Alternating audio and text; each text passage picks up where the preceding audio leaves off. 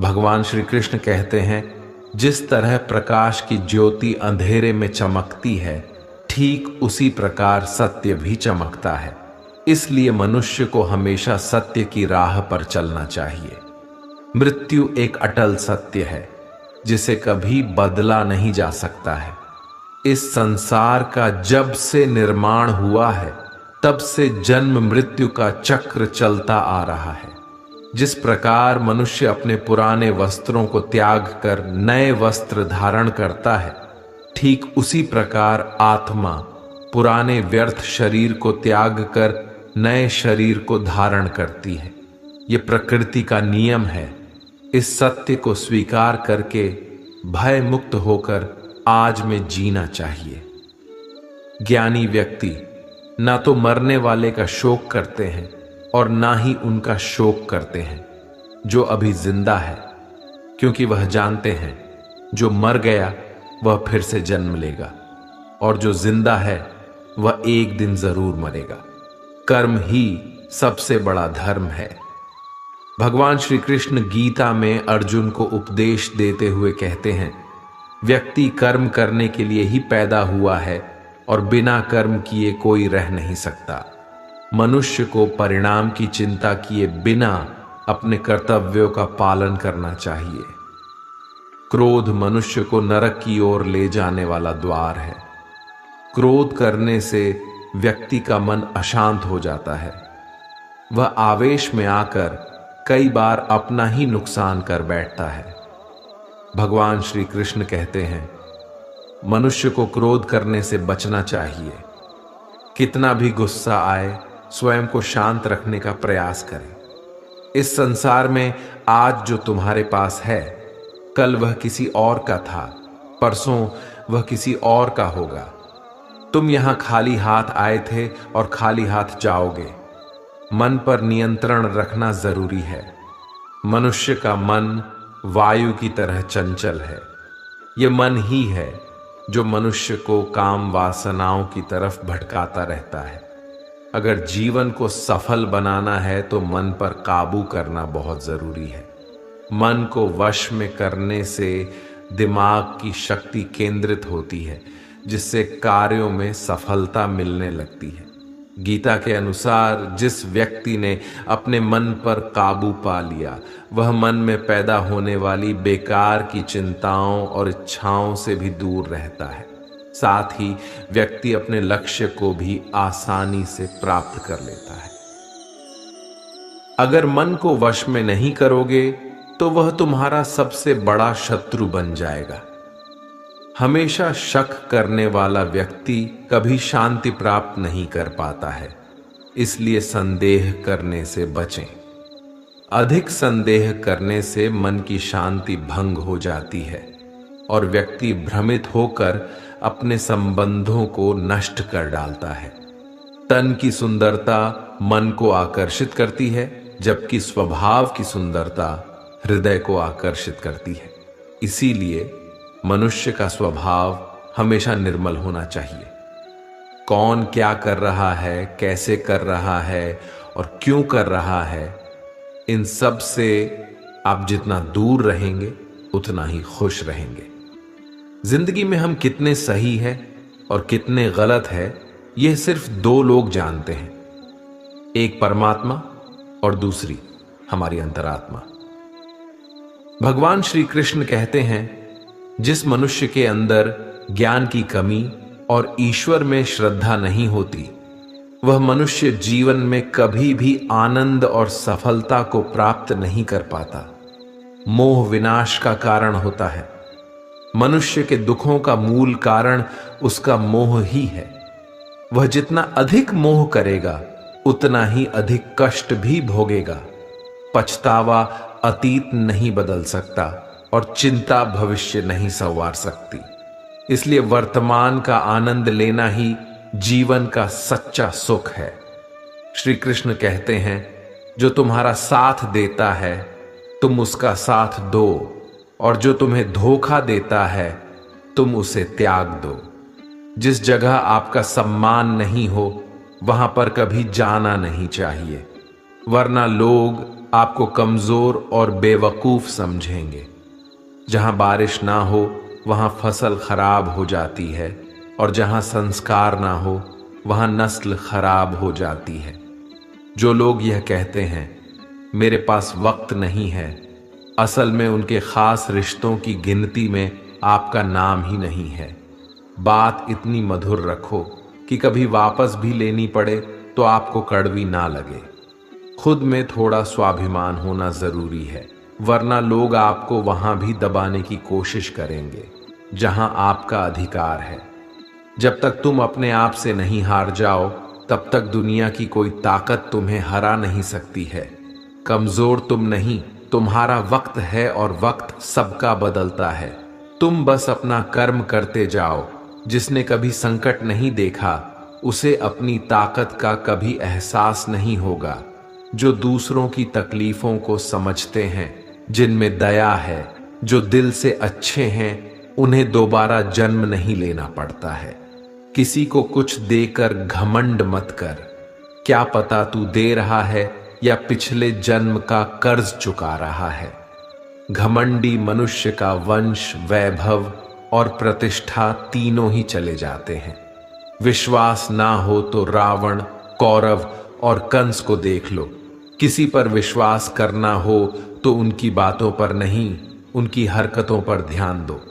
गुस्से के वक्त थोड़ा रुक जाने से और गलती के वक्त थोड़ा झुक जाने से जिंदगी और भी आसान हो जाती है। भगवान श्री कृष्ण कहते हैं जो मनुष्य मुझे जान लेता है वह जन्म मरण के बंधनों से मुक्त हो जाता है। जो मनुष्य भगवत गीता को पढ़कर उस पर अमल करता है उसके सारे दुष्कर्मों का प्रभाव समाप्त हो जाता है। जो भाग्य में है वह भाग कर आएगा, और जो भाग्य में नहीं है वह आकर भी भाग जाएगा। जैसे हवा के झोंके नाव को भटका देते हैं, वैसे ही मनुष्य की इच्छाएं बुद्धि को भटका देती हैं। जो मनुष्य सुख और दुख में, मान और अपमान में शांत रहता है वह मनुष्य मुझे अति प्रिय है। यह संसार मेरी ही माया है। यह संसार मुझसे ही उत्पन्न हुआ है। मैं ही इसका पालन पोषण करता हूं और मैं ही इस सृष्टि का विनाश करता हूं। मैं भूत, वर्तमान और भविष्य के सभी प्राणियों को जानता हूं, लेकिन वास्तविकता में मुझे कोई नहीं जानता। समझदार व्यक्ति जब संबंध निभाना बंद कर देता है तो समझ लेना चाहिए उसके आत्मसम्मान को कहीं ना कहीं ठेस अवश्य पहुंची है। प्रेम सदैव माफी मांगना पसंद करता है और अहंकार सदैव माफी सुनना पसंद करता है। कर्म ही तुम्हारी पहचान है, वरना एक नाम के यहां हजारों इंसान हैं। अच्छे कर्म करने के बावजूद भी लोग केवल तुम्हारी बुरी बातें ही याद रखेंगे। इसलिए लोग क्या कहते हैं इस पर कभी ध्यान मत दो। जितना हो सके खामोश ही रहना अच्छा है, क्योंकि सबसे ज्यादा गुनाह इंसान से उसकी जुबान ही करवाती है। किसी को धोखा देना एक कर्ज है जो आपको किसी और के हाथों एक दिन जरूर मिलेगा। एक अच्छी नजर वही है जो सिर्फ अपनी कमियां और दूसरों के गुण तलाश करती है। कभी उस व्यक्ति पर भरोसा मत करो जो वक्त के साथ स्वभाव बदल लेते हैं। जीवन में कभी किसी से अपनी तुलना मत करो। तुम जैसे हो सर्वश्रेष्ठ हो। सबको अपना जीवन बदलने के लिए समय मिलता है, परंतु समय बदलने के लिए दोबारा जीवन नहीं मिलता। जो होने वाला है वह होकर रहता है, और जो नहीं होने वाला है वह कभी नहीं होता। ऐसा निश्चय जिनकी बुद्धि में होता है उन्हें चिंता कभी नहीं सताती है। अच्छी नीयत से किया गया काम कभी व्यर्थ नहीं जाता है और उसका फल आपको जरूर मिलता है। जीवन की सबसे बड़ी गलती वही होती है जिस गलती से हम कुछ सीख नहीं पाते हैं। तुम आज जो भी कर्म कर रहे हो उसका फल तुम्हें कल प्राप्त होगा, और आज जो तुम्हारे पास है वह तुम्हारे द्वारा किए गए कर्मों का फल है।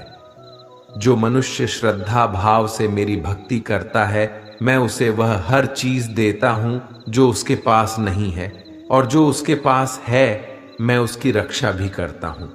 किससे कब और कितना बोलना है, अगर तुमने ये समझ लिया तो तुम अपनी जिंदगी के सार्थक बन चुके हो। कान्हा कहते हैं, जीवन में कभी मौका मिले तो किसी के लिए सारथी बनना, स्वार्थी नहीं। धर्म से भरा हृदय धर्म का परामर्श देता है और अधर्म से भरा हृदय अधर्म का परामर्श देता है। इंसान इसलिए दुखी नहीं है कि वह ईश्वर को नहीं मानता। इंसान इसलिए दुखी है क्योंकि वह ईश्वर की नहीं मानता। समय आने पर सबको मिलता है। समय से पहले की चाह ही दुख का कारण बनती है। वे मूर्ख हैं जो प्रेम को बकवास कहते हैं। प्रेम इस संसार की मूल है, इसी से संसार बना है। रिश्तों में नियमित दूरियां रिश्तों को जोड़ती है और अनियमित दूरियां रिश्तों को तोड़ती है। मनुष्य अपने विश्वास से निर्मित होता है। जैसा वह विश्वास करता है वैसा वह बन जाता है। इस संसार में भाग्य से अधिक और समय से पहले न किसी को मिला है और न ही कभी मिलेगा। जीवन में वाणी को संयम में रखना अनिवार्य है, क्योंकि वाणी से दिए हुए घाव कभी भरे नहीं जा सकते। कृष्ण कहते हैं, धर्म के लिए लड़ना सीखो, अधर्मी का काल बनना सीखो और अपनों के लिए त्याग करना सीखो। सत्य हमेशा पानी में तेल की एक बूंद के समान होता है। कितना भी असत्य का पानी डाले वह हमेशा ऊपर ही तैरता है।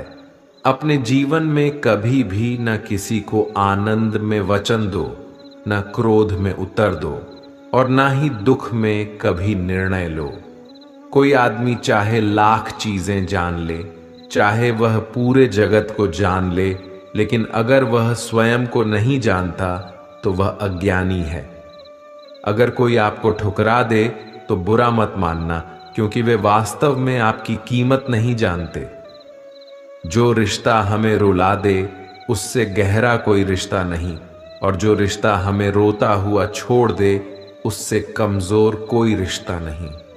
हमेशा शांत रहे, इससे आपके जीवन में खुद को बहुत मजबूत पाएंगे, क्योंकि लोहा ठंडा होने पर ही मजबूत होता है, पर गर्म होने पर तो उसे किसी भी आकार में ढाला जा सकता है।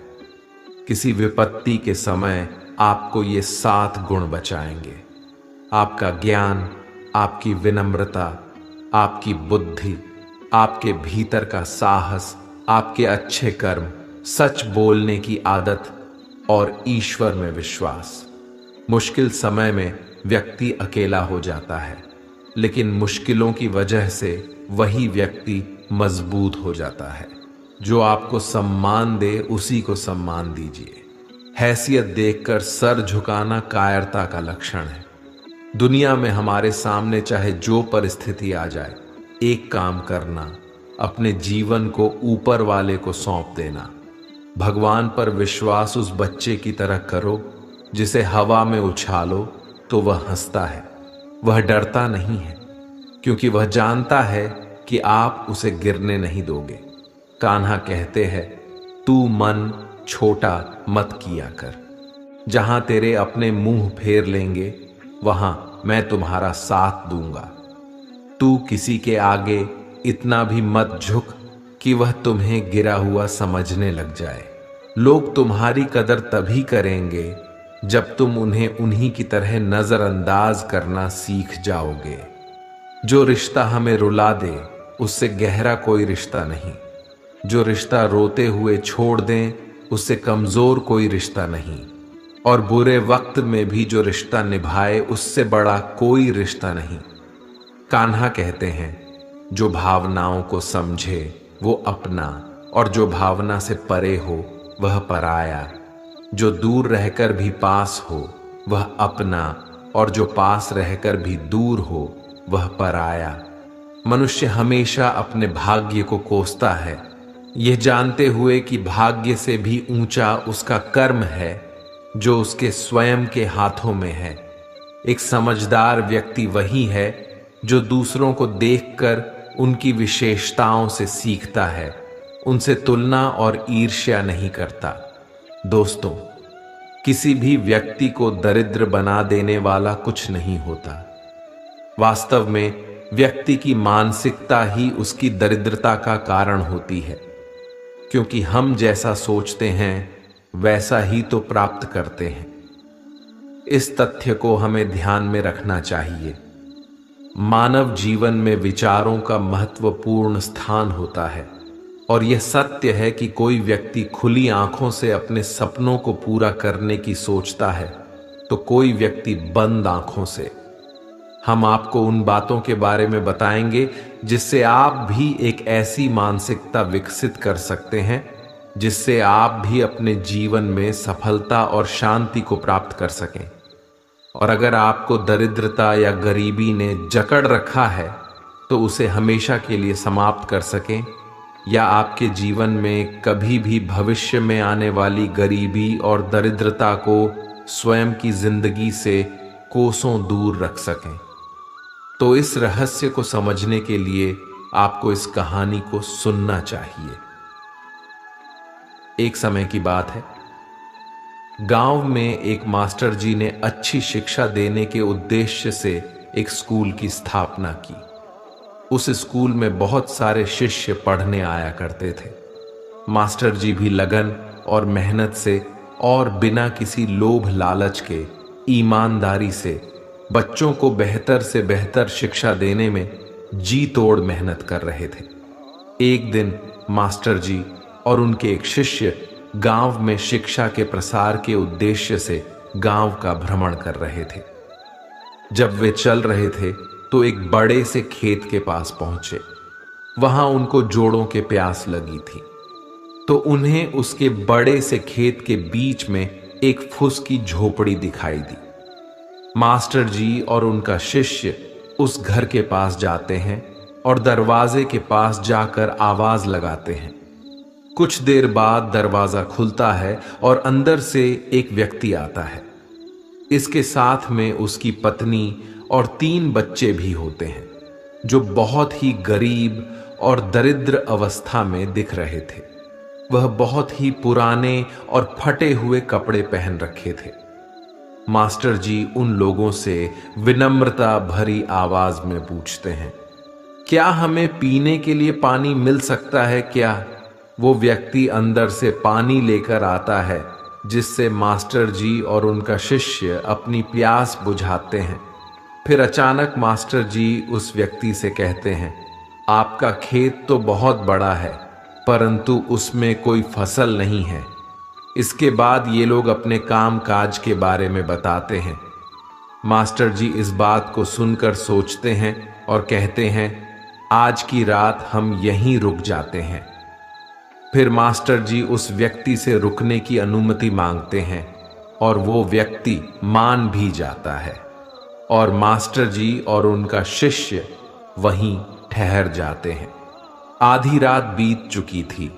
तभी अचानक मास्टर जी नींद से जाग उठते हैं और अपने शिष्य के कान के पास जाकर एकदम से धीरे से आवाज में कहते हैं, अब हमें यहां से चलना चाहिए और इसी ओर चलना चाहिए, और उसकी बैल को भी साथ में लेकर जाना है और जंगल में किसी दूसरे व्यक्ति के यहां छोड़ देना है।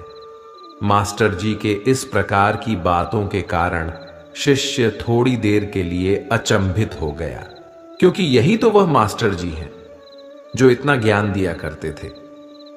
परंतु आज पहली बार किसी के साथ गलत करने की सलाह देते हैं। ऐसा कैसे हो सकता है? लेकिन शिष्य मास्टर जी की बातों का अवहेलना तो नहीं कर सकता था। आखिरकार वे मास्टर जी और शिष्य फिर से जंगल की ओर बढ़ते हैं। जब उन्होंने उसके बैल को कहीं दूर ले जाकर एक किसी दूसरे व्यक्ति के यहाँ छोड़ दिया, जहाँ से उन बैलों का वापस आना तो बहुत मुश्किल था। इसके बाद वो मास्टर जी और शिष्य वहाँ से निकल जाते हैं। लेकिन शिष्य हमेशा सोचता रहता था कि आखिर मास्टर जी ने उस भली और गरीब इंसान के साथ ऐसा क्यों किया। लगभग 10 वर्ष बीत जाते हैं और वह शिष्य खुद एक बड़ा व्यापारी बन जाता है। तब उसके मन में फिर से वही प्रश्न अक्सर आने लगा। फिर एक दिन उसने सोचा कि क्यों नहीं उस गरीब व्यक्ति से मिला जाए जिसके बैलों को हमने किसी और के यहां छोड़ी थी, और उसे कुछ आर्थिक सहायता दे दूं जिससे उसका जीवन खुशहाल बन सके। इस सोच के साथ वो निकल पड़ता है और कुछ ही समय में उस व्यक्ति के पास पहुंच जाता है। लेकिन वहां का दृश्य देखकर वह चौंक जाता है, क्योंकि अब उस खेत में कई पेड़ पौधे के साथ साथ कई प्रकार के फल भी थे। लेकिन वहां उस झोपड़ी की बजाय एक विशाल और सुंदर महल था। इसे देखकर शिष्य के मन में विचार आता है कि शायद वो व्यक्ति सब कुछ बेचकर इस जगह पर बस गया होगा, और यही सोचते हुए वह फिर से उस व्यक्ति के पास जाकर कहता है, शायद आप मुझे नहीं पहचानते, कुछ वर्ष पहले हम एक दिन मिले थे। तब वो व्यक्ति कहता है, मैं आपको कैसे भूल सकता हूं? आप तो उस दिन बिना बताए ही यहां से चले गए थे, और उसी दिन हमारे बैल भी पता नहीं कहां चले गए थे, जो वापस ही नहीं आए। कुछ दिनों तक मैं बहुत परेशान था, कुछ समझ नहीं आ रहा था कि अब क्या करें, परंतु जीवन जीने के लिए कुछ ना कुछ तो करना भी जरूरी था। इसलिए मैंने लकड़ियों को काटकर बेचने का काम शुरू किया। जो भी पैसे मुझे मिले उन्हें मैंने अपने खेतों में लगाकर फसलें उगा ली। मैंने जी तोड़ मेहनत किया, क्योंकि मुझे इस तरह से खेती करने में बहुत ज्यादा मन लग रहा था। फसल बहुत अच्छी हुई, जिसे मैंने फलों के बगीचे में लगा दिया, और उस बगीचे में बहुत अच्छे फल आए। इस तरह से मैंने बहुत सारे फसल बेचे और फिर फलों को सालों तक बेचा, और आज मैं शहर का सबसे बड़ा व्यापारी बन गया हूं। लेकिन ये सब कुछ नहीं हो पाता अगर वो बैल यहां से नहीं गए होते, क्योंकि उन्हीं बैलों के जाने के कारण मैंने कोई दूसरा काम तो नहीं किया, लेकिन उसके बदले उस काम को करने का दूसरा रास्ता चुना। लेकिन आज मैं अपनी जिंदगी में बहुत खुश हूं और शहर का सबसे बड़ा व्यापारी भी हूं। ये बात सुनकर शिष्य कहता है, ये काम तो तुम पहले भी कर सकते थे। तब वो व्यक्ति बोलता है कि कर तो सकता था, परंतु उस समय मेरी जिंदगी बिना मेहनत के भी चल रही थी। इस कारण मुझे कभी इस बात का आभास ही नहीं हुआ कि मैं कुछ और काम ही तो कर सकता हूं। यही कारण है कि मैंने कभी कोशिश ही नहीं की। लेकिन बैल के जाने के बाद मुझे यह एहसास होने लगा कि मैं कुछ और भी कर सकता हूं, और मैंने उसी समय ये दृढ़ निश्चय किया कि अब अपनी जिंदगी में जो कुछ भी करूंगा वह मैं अपने बल पर करूंगा और अपनी काबिलियत के दम पर करूंगा। और इसी संकल्प की वजह से आज मैं इस मुकाम पर पहुंचा हूं। शिष्य को अब समझ आ गया था कि उसके मास्टर जी ने जानबूझ करके उसके बैल को दूर कहीं किसी और के यहां क्यों छोड़ने की बात कही थी। दरअसल मास्टर जी ने देखा कि वो गरीब और आलसी व्यक्ति अपनी मानसिकता के कारण गरीब बना हुआ है, क्योंकि एक तो ना तो वो अपने परिवार की अच्छे से देखभाल कर रहा था और ना ही उसके अपने बैलों की देखभाल कर रहा था। बस वो थोड़ी बहुत खेतों में काम करता और जैसे तैसे अपना जीवन यापन कर रहा था। बैलों को मास्टर जी और उनके शिष्य ने कहीं दूर किसी दूसरे भले और मेहनती व्यक्ति के यहाँ छोड़ आए थे, ताकि उन बैलों का सही से देखभाल भी हो सके। और जब दूसरी ओर वह गरीब और आलसी व्यक्ति सुधर जाता तो फिर उन बैलों को वापस किया जा सके। दोस्तों, इस कहानी को सुनकर यह समझ आता है कि क्या आपके जीवन में भी कोई रुकावट है और अगर कोई रुकावट है तो उसे पार करने का प्रयास कीजिए। जो आपके पास है ना, उसे खोने का तो भय बिल्कुल मत कीजिए, क्योंकि आपके पास पाने को तो बहुत कम है, लेकिन सफलता के बाद पूरी दुनिया आपकी है। इस कहानी से हमें भगवत गीता के 5 सबक सीखने को मिलते हैं। पहला, कर्म करो और फल की चिंता मत करो। भगवान श्री कृष्ण ने अर्जुन से कर्म करने की महत्वपूर्ण बात की थी, बिना फल की चिंता के। इस कहानी में प्रमुख पात्र ने अपने कर्मों को पूरी श्रद्धा और मेहनत से किया और फल की चिंता किए बिना ही उसने अपने लक्ष्य को प्राप्त किया। दूसरा, मेहनत और संकल्प से मिलती है सफलता।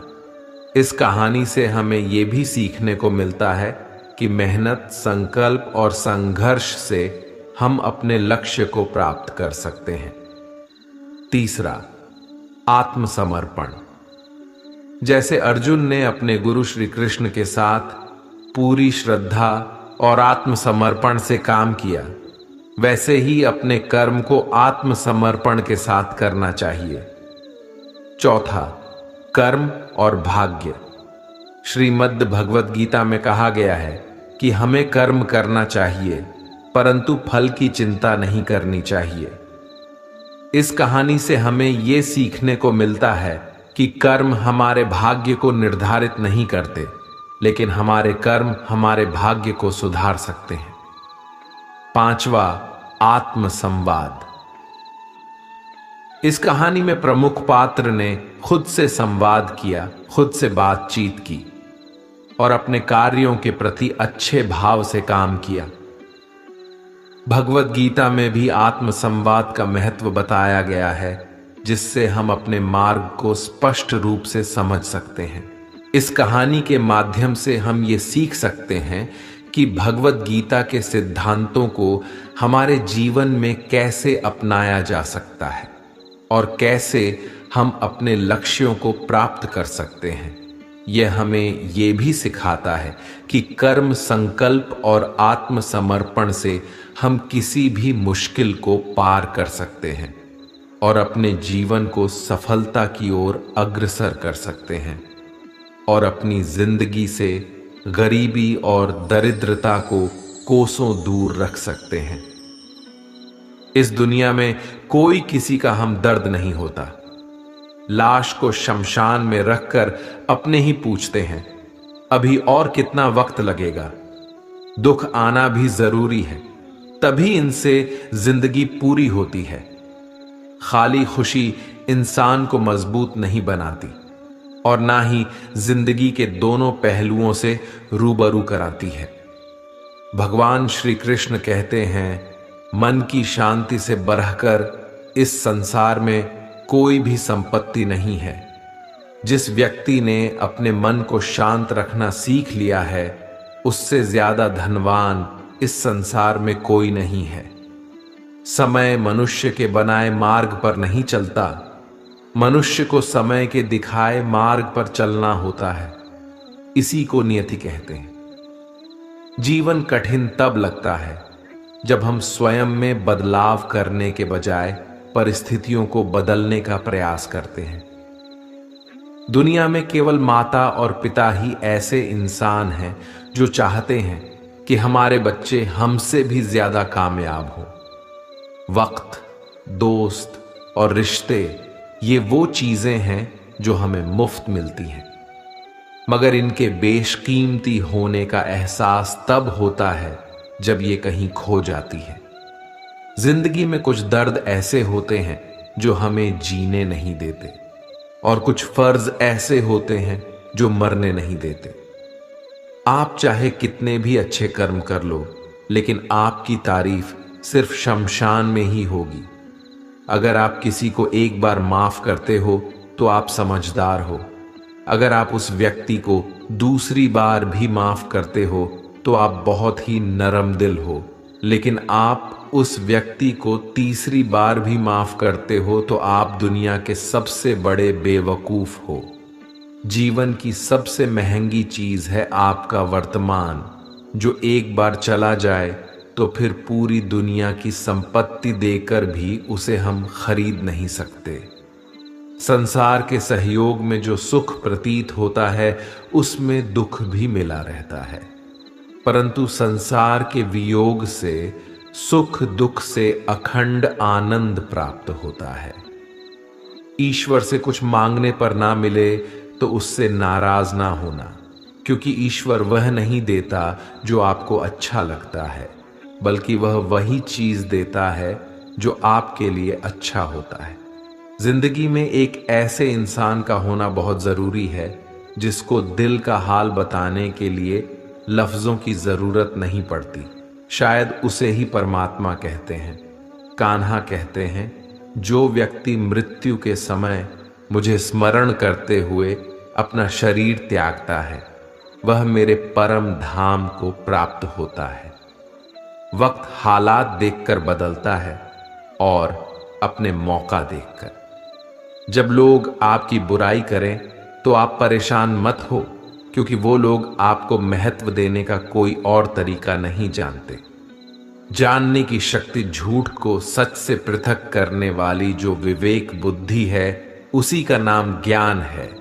कान्हा कहते हैं, मैं धरती की मधुर सुगंध हूं, मैं अग्नि की ऊष्मा हूं, मैं सभी जीवित प्राणियों का जीवन और सन्यासियों का आत्म संयम भी मैं ही हूं। जिस प्रकार समुद्र के पार जाने के लिए नाव ही एकमात्र साधन है, ठीक उसी प्रकार स्वर्ग के लिए सत्य ही एकमात्र सीढ़ी है। हम ना बोलें फिर भी वह सुन लेता है, इसलिए उसका नाम परमात्मा है। वह ना बोले फिर भी हमें सुनाई दे, उसी का नाम श्रद्धा है। सबसे इस तरह का व्यवहार करें कि अगर कोई आपके बारे में बुरा भी कहे तो कोई उस पर विश्वास ना करे। संबंध उसी आत्मा से जुड़ता है जिनका हमसे पिछले जन्मों का कोई रिश्ता होता है, वरना दुनिया की इस भीड़ में कौन किसको जानता है। कान्हा कहते हैं, मैं विधाता होकर भी विधि के विधान को नहीं टाल सका। मेरी चाह राधा थी और चाहती मुझको मीरा थी, पर मैं रुक्मणी का हो गया। शस्त्र केवल शरीर को घायल कर देते हैं, किंतु शब्द आत्मा को भी घायल कर देते हैं। दुनिया में केवल माता और पिता ही ऐसे इंसान हैं जो चाहते हैं कि हमारे बच्चे हमसे भी ज्यादा कामयाब हों। जीवन में आधे दुख इस कारण जन्म लेते हैं क्योंकि उनसे आशाएं बड़ी होती हैं। इन आशाओं का त्याग करके देखो, जीवन में सुख ही सुख है। जिंदगी के इस रण में खुद ही कृष्ण और खुद ही अर्जुन बनना पड़ता है। रोज अपना ही सारथी बनकर जीवन के महाभारत से लड़ना पड़ता है। बात इतनी मधुर रखो कि कभी वापस लेनी पड़े तो खुद को कड़वी ना लगे। फल की अभिलाषा छोड़कर कर्म करने वाला पुरुष ही अपने जीवन को सफल बनाता है। जीवन में अहंकार भी आवश्यक है, लेकिन तभी जब बात अधिकार, चरित्र और सम्मान की हो। सेवा सबकी कीजिए, मगर आशा किसी से मत रखिए, क्योंकि सेवा का सही मूल्य भगवान ही दे सकता है, इंसान नहीं। मनुष्य अपने व्यवहार से स्वयं ही अपने भेद खोल देता है। भूल होना प्रकृति है, मान लेना संस्कृति है और उसे सुधार लेना प्रगति है। इंसान, घर, रिश्ते, दोस्त सब बदलता है, पर फिर भी उदास रहता है क्योंकि वह खुद को नहीं बदलता। भगवान के फैसले पर कभी शक मत करना। अगर सजा मिल रही है तो कोई गलती भी अवश्य हुई होगी। क्यों व्यर्थ चिंता करते हो? किससे व्यर्थ डरते हो? कौन तुम्हें मार सकता है? आत्मा ना पैदा होती है ना ही मरती है। ना तो यह शरीर तुम्हारा है, ना ही तुम इस शरीर के हो। यह शरीर अग्नि, जल, वायु, पृथ्वी, आकाश, इन 5 चीजों से मिलकर बना है। आखिरकार इन सब में ही मिल जाएगा। लेकिन यह आत्मा स्थिर है। जिसे तुम मृत्यु समझते हो वही तो एक नया जीवन है। दुख और तकलीफ इंसान को परेशान करने के लिए नहीं, बल्कि उसके योग्यता और आत्मविश्वास का इम्तिहान लेने के लिए आते हैं। जिस व्यक्ति का मन शांत होता है, जो व्यक्ति बोलते और अपना काम करते समय शांत रहता है, वह वही व्यक्ति होता है जिसने सच को हासिल कर लिया है और जो दुख तकलीफों से मुक्त हो चुका है। जो हुआ वह अच्छा हुआ, जो हो रहा है वह भी अच्छा हो रहा है, जो होगा वह भी अच्छा ही होगा। जो बीत गया उसका तुम पछतावा ना करो और भविष्य की चिंता भी ना करो। अभी तो वर्तमान चल रहा है। एक समझदार व्यक्ति अपने अंदर की कमियों को उसी तरह से दूर कर लेता है जिस तरह से एक स्वर्णकार चांदी की अशुद्धियों को चुन चुन कर थोड़ा थोड़ा करके और इस प्रक्रिया को बार बार दोहराकर दूर कर लेता है। भगवान श्री कृष्ण कहते हैं, इस संसार में तुम एक ही क्षण में करोड़ों के स्वामी बन जाते हो, तो वही दूसरे क्षण दरिद्र भी बन जाते हो। मेरा, तेरा, छोटा, बड़ा, अपना, पराया, इन सब चीजों को अपने मन से निकाल दो, फिर सब कुछ तुम्हारा है। तुम इन सब के हो। सिर्फ वक्त के भरोसे मत बैठे रहना। किस्मत वालों के हाथ खाली रह सकते हैं, मेहनत करने वालों के नहीं। आप अपने विचारों को बदलें। निश्चित रूप से यह विचार आपके जीवन को बदल देंगे। कुछ रास्तों पर आपको अकेले ही चलना पड़ेगा। ना कोई परिवार, ना दोस्त, ना कोई साथी, बस आप और आपकी हिम्मत। जो काम सबसे ज्यादा महत्वपूर्ण और कठिन है, सबसे पहले उसको करो। जीवन में जो भी होता है वह किसी वजह से होता है। या तो वह आपको कुछ बनाकर जाता है या फिर कुछ सिखाकर। मतलब ना हो तो लोग बोलना तो दूर देखना भी छोड़ देते हैं। इसलिए अपेक्षा सिर्फ खुद से रखिए। रास्ते कभी खत्म नहीं होते, बस लोग हिम्मत हार जाते हैं। तैरना सीखना है तो पानी में उतरना पड़ेगा। यूं किनारे पर बैठकर कोई गोताखोर नहीं बनता। अगर थोड़े से आराम को छोड़ने से व्यक्ति एक बड़ी खुशी को देख पाता है, तो एक समझदार व्यक्ति को चाहिए कि वह थोड़े से आराम को छोड़कर बड़ी खुशी को हासिल करे। जीवन की यात्रा में विश्वास आपको पोषण देता है। अच्छे काम एक घर की तरह है, ज्ञान दिन की रोशनी की तरह है और सजगता आपको सुरक्षा देती है। खतरा दुश्मनों से नहीं, आसपास के लोगों से है, क्योंकि नाव बाहर के पानी से नहीं, अंदर के छेद के कारण डूबती है। स्वास्थ्य सबसे बड़ा उपहार है, संतोष सबसे बड़ी संपत्ति और वफादारी सबसे अच्छा रिश्ता है। चिंता और चिता में केवल एक बिंदु का ही अंतर है, लेकिन चिता निर्जीव को जलाती है और चिंता जीवित को जलाती है। आपके पास जो कुछ भी है उसे बढ़ा चढ़ाकर मत बताएं और ना ही दूसरों से ईर्ष्या कीजिए। जो दूसरों से ईर्ष्या करता है उसे मन की शांति नहीं मिलती। दुनिया हमेशा से प्रशंसा करने और दोष निकालने का रास्ता ढूंढती आई है। यही होता आया है और यही होता रहेगा। जो व्यक्ति स्वयं से सच्चा प्यार करता है वह कभी दूसरे व्यक्ति को चोट नहीं पहुंचाता है। जो व्यक्ति विचलित करने वाले विचारों से मुक्त होते हैं उन्हें शांति अवश्य प्राप्त होती है। बड़ी बड़ी बातें करने वाले बातों में ही रह जाते हैं और हल्के से मुस्कुराने वाले बहुत कुछ कह जाते हैं। जो पानी से नहाएगा वह सिर्फ लिबास बदल सकता है, लेकिन जो पसीने से नहाएगा वह इतिहास बदल सकता है। 1 मिनट लगता है रिश्तों का मजाक उड़ाने में, लेकिन हम भूल जाते हैं जिंदगी रिश्तों से ही सजती और संवरती है। मन में जो है साफ साफ कह देना चाहिए, क्योंकि सच बोलने से फैसले होते हैं और झूठ बोलने से फासले। सुबह की नींद इंसान के इरादों को कमजोर बनाती है। मंजिल को हासिल करने वाले कभी देर तक सोया नहीं करते। हर किसी को दिल में उतनी ही जगह दो जितनी वो देता है, वरना या तो खुद रोओगे या वो तुम्हें रुलाएगा। कामयाब होने के लिए अपने मेहनत पर यकीन करना होगा, क्योंकि किस्मत तो जुए में आजमाई जाती है। यदि जीवन में लोकप्रिय होना हो तो सबसे ज्यादा आप शब्द का, उसके बाद हम शब्द का और सबसे कम मैं शब्द का उपयोग करना चाहिए। अपनी ऊर्जा को चिंता करने में खत्म करने से बेहतर है इसका उपयोग समाधान ढूंढने में किया जाए। बुराई को देखना और सुनना ही बुराई की शुरुआत है। प्रेरणा का सबसे बड़ा स्रोत आपके अपने विचार हैं, इसलिए बड़ा सोचें और खुद को जीतने के लिए प्रेरित करें। कर्मों का गणित बड़ा सीधा और सरल है। कर भला तो हो भला, कर बुरा तो हो बुरा। जो मनुष्य जी पाकर भी श्री राधा कृष्ण का कीर्तन नहीं करता है, वह दुर्बुद्धि मनुष्य मोक्ष की सीढ़ी पाकर भी उस पर चढ़ने की चेष्टा नहीं करता।